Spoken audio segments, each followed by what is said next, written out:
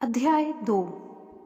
फिर तीसरे दिन गलील के काना में किसी का विवाह था और यीशु की माता भी वहाँ थी। यीशु और उसके चेले भी उस विवाह में निमंत्रित थे। जब दाखरस घट गया तो यीशु की माता ने उससे कहा, उनके पास दाखरस नहीं रहा।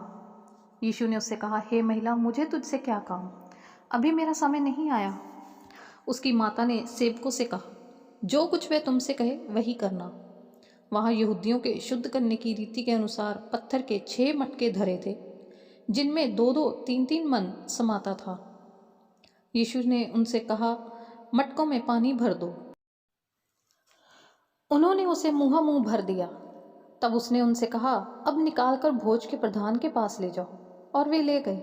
जब भोज के प्रधान ने वह पानी चखा जो दाखरस बन गया था और नहीं जानता था कि वह कहाँ से आया है, परंतु जिन सेवकों ने पानी निकाला था वे जानते थे, तो भोज के प्रधान ने दूल्हे को बुलाकर उससे कहा, हर एक मनुष्य पहले अच्छा दाखरस देता है और जब लोग पीकर छक जाते हैं तब मध्यम देता है, परंतु तूने अच्छा दाखरस अब तक रख छोड़ा है।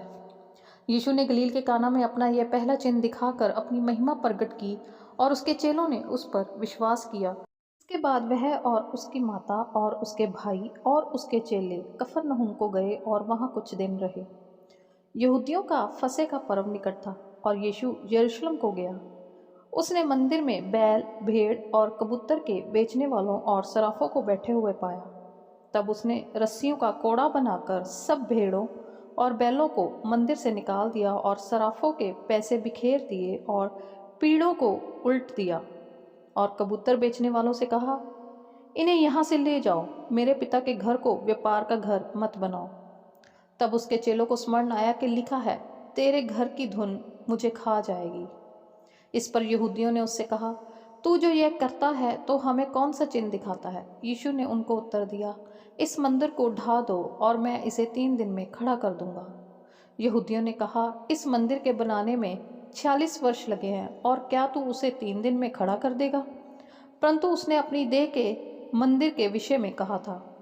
अतः जब मुर्दों में से जी उठा तो उसके चेलों को स्मरण आया कि उसने यह कहा था और उन्होंने पवित्र शास्त्र और उस वचन की जो यीशु ने कहा था प्रतीति की।